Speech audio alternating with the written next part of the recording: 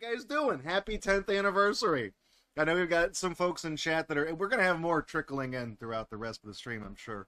But I'm seeing a lot of familiar faces that are in chat. Everyone's kind of showing up. It's like our 10-year high school reunion, right? You know, everyone's coming in to be like, how's your life gone so far? I don't know.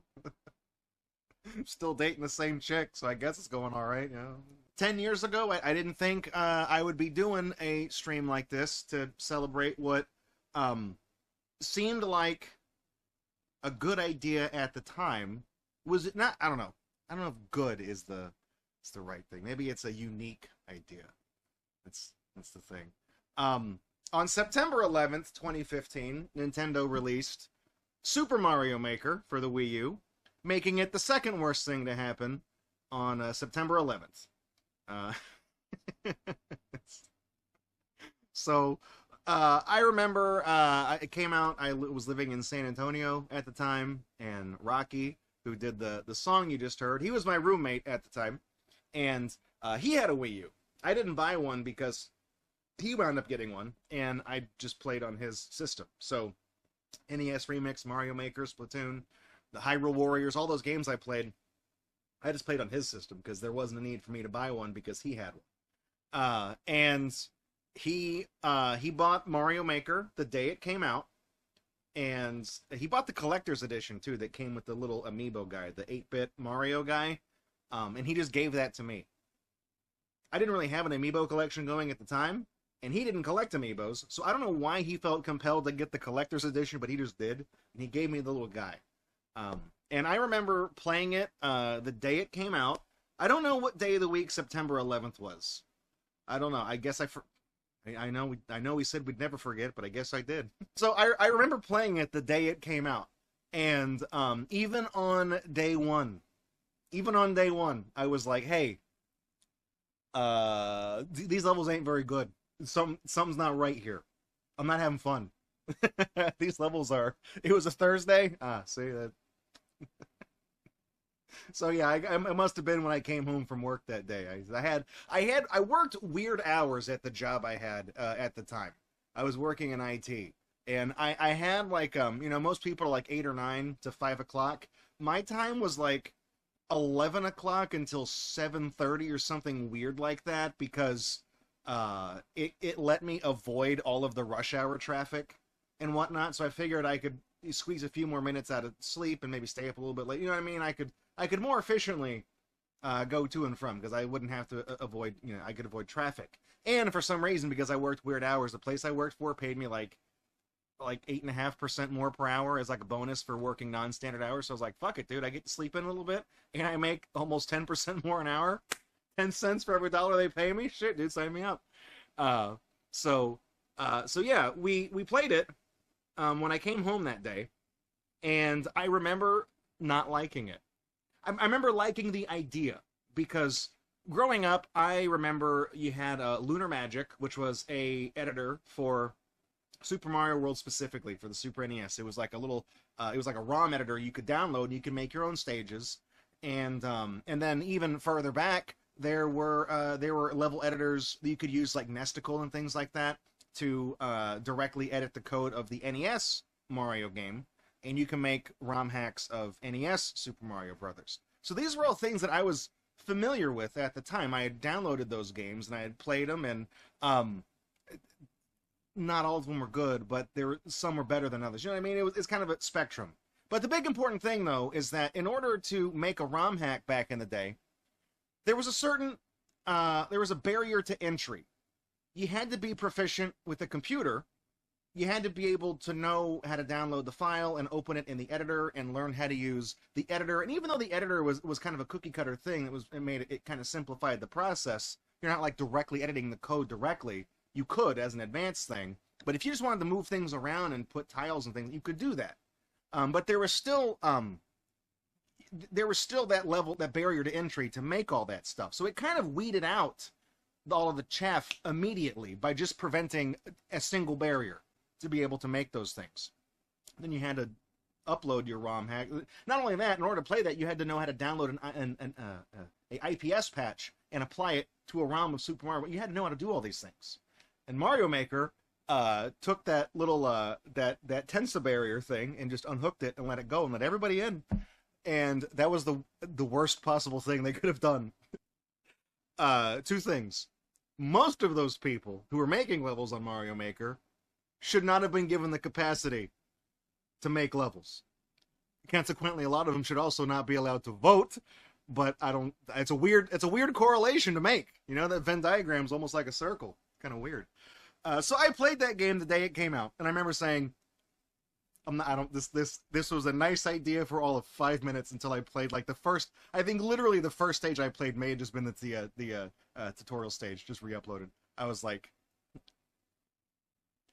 and then, of course, everybody on YouTube and Twitch at the time, everybody was like, oh, guys, we're going to stream Mario Maker, day one Mario Maker stream. And I remember watching some of these people, and they were Redditors. You know what I mean? Like, you know, the phenotype, the slightly pudgy, pasty white dude with balding hair and facial hair to compensate for it, and generally unwashed, and the background full of stupid IKEA shelves filled with very perfectly curated, but just the most contemporary, uninteresting bullshit you can imagine.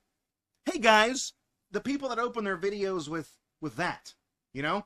Nowadays they stream on Twitch with purple lights in their bedroom and a neon of Yoshi's face on the background. They're still around. You probably look in the Twitch section for Mario Maker 2 right now and find at least, you could throw a stone, hit half a dozen of them. I guarantee it. But I remember seeing these videos, and all these people were just like, are they playing the same game I am? They're playing, I mean, I played that stage. That's the tutorial stage. Why is he just laughing and kind of having a good time?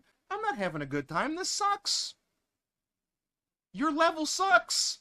I had this idea that I was like, I'm gonna make videos about. I'm gonna make Super Mario Maker videos too. Except I'm not gonna be handing out stars and thumbs up and likes and shit like that. I'm gonna tear everybody down a peg because I think this sucks. I think all these levels are terrible, and it was amazing that all I had to do was just play through 100 Mario Challenge, and literally, like, all but, like, 1 or 2 levels were just total garbage. And it was astounding how easy it was to film this show. Always. At no point was it ever a challenge finding bad stages. And so I uploaded the very first level, or the very first video, just something that it didn't even have a name at the time. I think I just called it Your Level Sucks, but I didn't say it in the video until a little while later. I just called it Your Level Sucks, and I uploaded it on the 13th, 10 years ago today, and that accidentally became something very popular for this channel. In the decade it's been, we have never had a hit to the same degree as Your Level Sucks. And I know there are a lot of people who, for some stupid reason, they take their streaming career very seriously. I'm not one of those people, okay? At no point have I ever really liked Mario Maker. I don't like it. But you guys do, because I say funny things when we play it. And pretty much, like, almost every single person who's in chat right now is here because they saw this show and they thought it was funny and they stuck around. Maybe you guys don't watch all the stuff on this channel. I'm not going to guilt trip you, you know.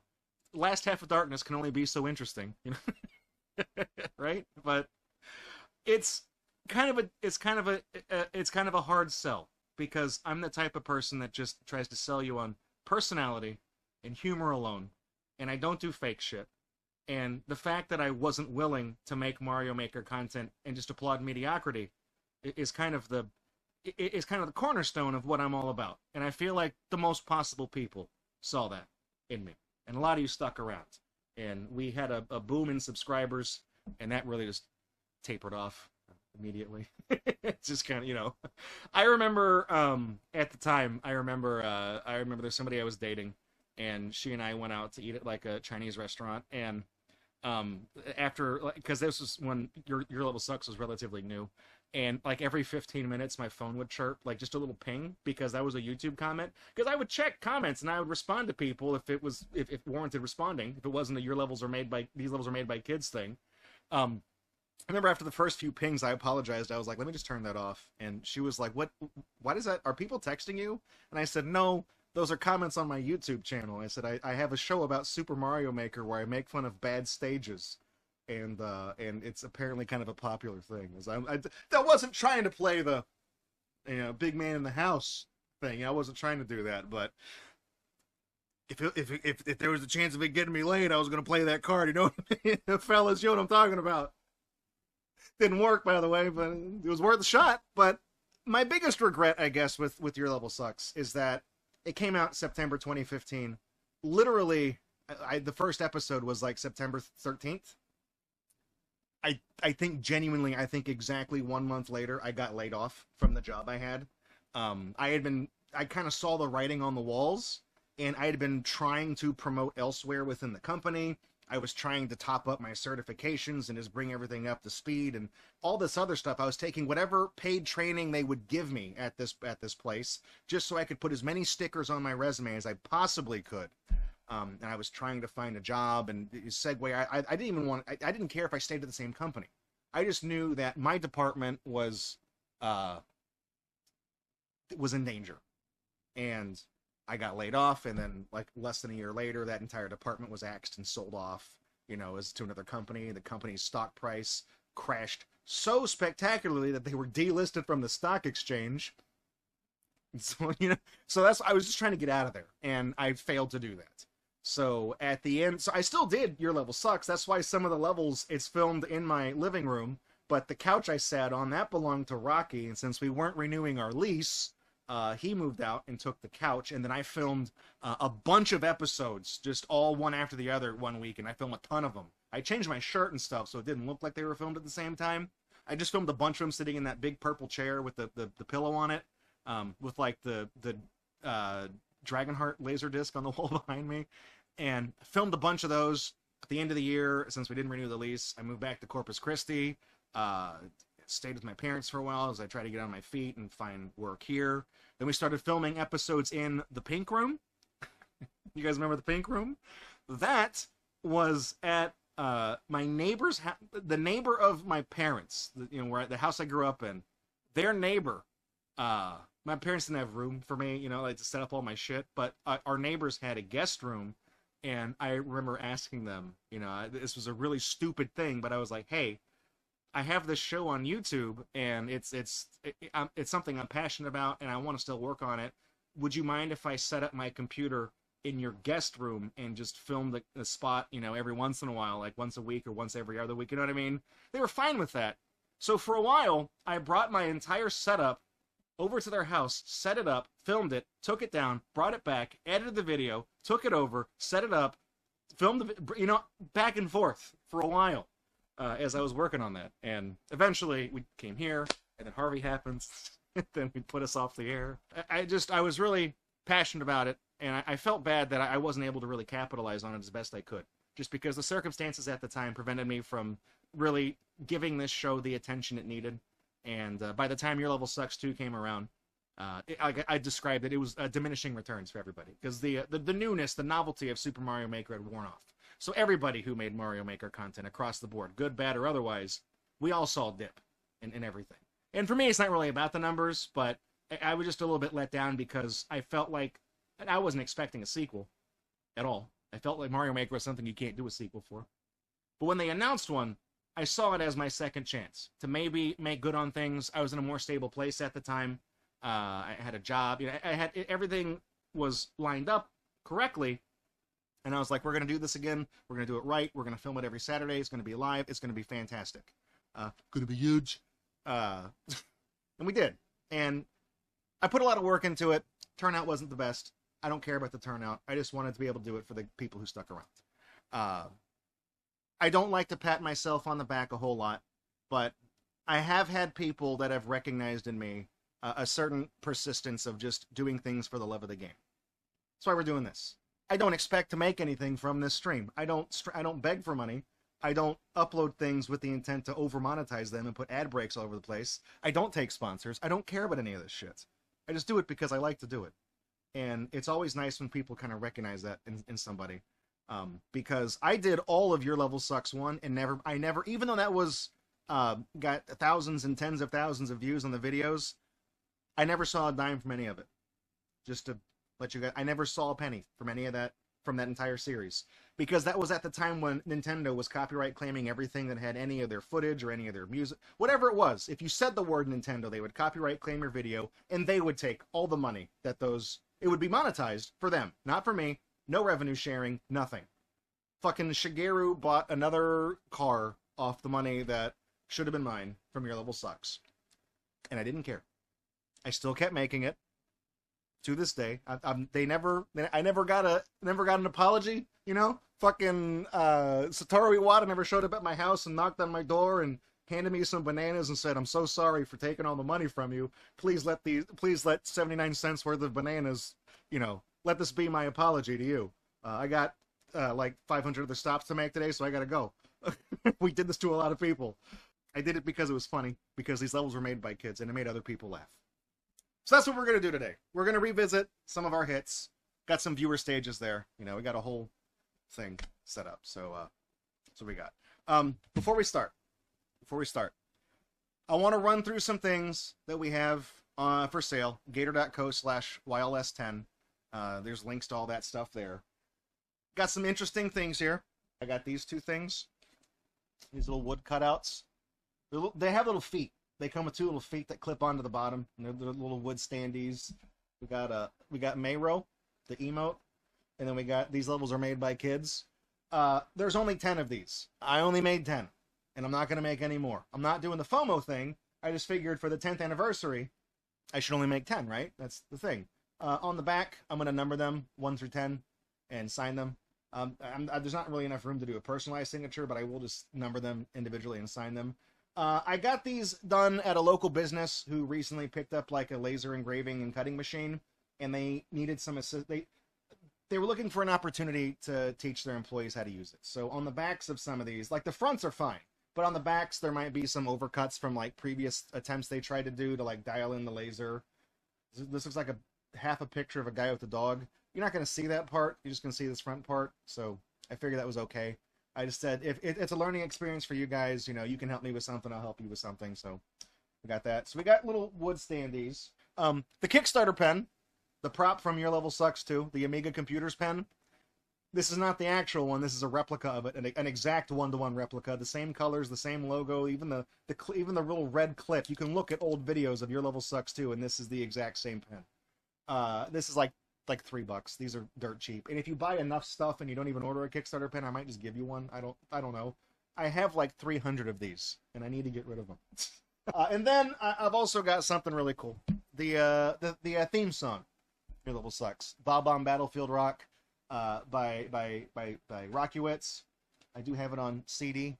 You know, nice little watercolor painting of me doing that. It's just this again. It's these levels are made by kids. See.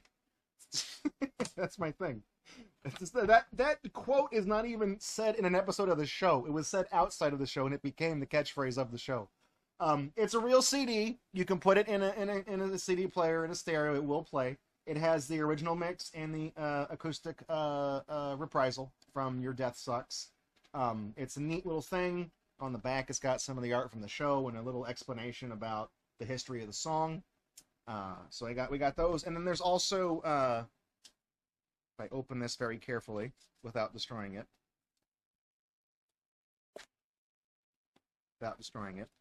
those of you that like vintage media, I've also got cassette tapes. I only have a half dozen of these. These are a lot more expensive to produce than the CDs. Unfortunately, the bottom part where it says the track listing on the tape, it got cut off. When I uploaded this to the company that makes these, the Proof it looked fine on their thing. Everything else looks fine. It's just that I feel like the label is cut a little too short. I can't fix that after the fact, and it looked fine on their proofing thing. And when I told them that, they were like, "Oh, sorry about that." So I'm sorry about that, but I got tapes. The tapes are a little more expensive than the CDs because, like I said, they do cost more to make. I'm not really selling them with the intent to make a profit. I'm just trying to at least cover the cost of these things. The very end of Your Level Sucks too, the final episode, where it ends with Nessie and I. It's the Fight Club scene. I'm really fucking proud of what we were able to achieve here. I think this is one of my most favorite things I've ever done in Gatorbox, where we had this scene animated. And it's the ending to Fight Club, but it's done in Super Mario Maker 2. And Nessie and I are standing out there watching this cityscape of buildings made in Mario Maker 2, filled with bob-ombs and shit. And then, you know, we're standing there, and I deliver the line, "You met me at a very strange time in my life." And then all the buildings explode, you know? And then we hold hands, and as it zooms out, even the one frame flash of full frontal male nudity was preserved. We used the spot shadow effect in the game to make a dick with the finish flag, and it flashes that for one frame. I'm really proud of that. I don't. It's such a stupid gag. I was really proud of that. We even got someone to cover the damn ending song "Where Is My Mind" from the movie. And then there's also this cast photo we went and took back at the same place I did the turtle with the middle finger for the teaser trailer for Your Level Sucks 2. That turtle's still there, so we went back and took another promotional photo for it, and that's those. These are both autographed, by the way. This one's not, because I'm gonna do them as the orders come in. Nessie will sign the other one too. She agreed to do that. You guys got to get in on that, because those autographs ain't cheap. So that's the first rule about Your Level Sucks is you don't talk about Your Level Sucks. That's right. And then one more thing. I actually have 5 of these left over from our 5th anniversary. These are the flat packs of like little bonus things that we got. There's a couple cast photos, older cast photos in here. I'll run through what's in it real quick just so you guys can see. I only have 5 of these left, so they're gonna go fast. Well, that's kind of starting to separate. This is laminated. They didn't do a good job. Company I paid to do this. This is the chili cheese Bogdertods recipe. Very good. I want to make a video where I make this someday. It's laminated in case you get chili on it. You can just wipe it off. It's basically chili cheese tater tots. It's really good recipe. There's a print of a Birdo sketch. I drew Birdo. I did sign these individually, yeah. And they are numbered, individually numbered out of 20. This one's number 4. This one, nobody has ever seen these before, because these are all unique. When they released Mario Maker 2, they made these little promotional things you could download and like draw your own levels. So we did that, and I drew 20 different bad levels.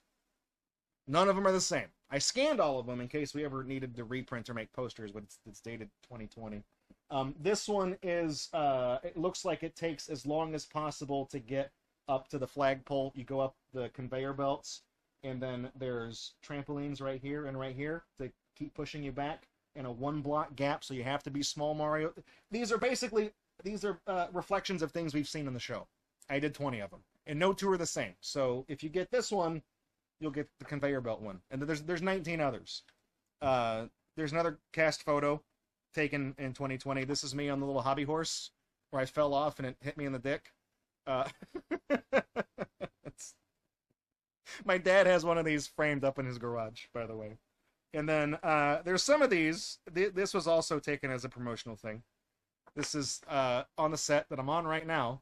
That's recursive. It's me on the set, and it's autographed by both of us, Nessie and I. And I think there's a variety of these. There's like 4 different ones. I think I printed like 5 of each. So these are also kind of random, but they're less random than the others. And then we have a little pack of other little things in here that, yeah, we got Nessie's little cast photo, right? We have me. Before I came up with the name Draco from Gatorbox, it was Draco, no last name given, all hyphenated. That's an old relic right there. That's my old headshot from like 2019, I think. Cola cards, some little Mario stickers and things like that. But that's all I got in there. I think it's time we actually start the show, so I should probably put the hat on. Right? Put the hat on. There you go.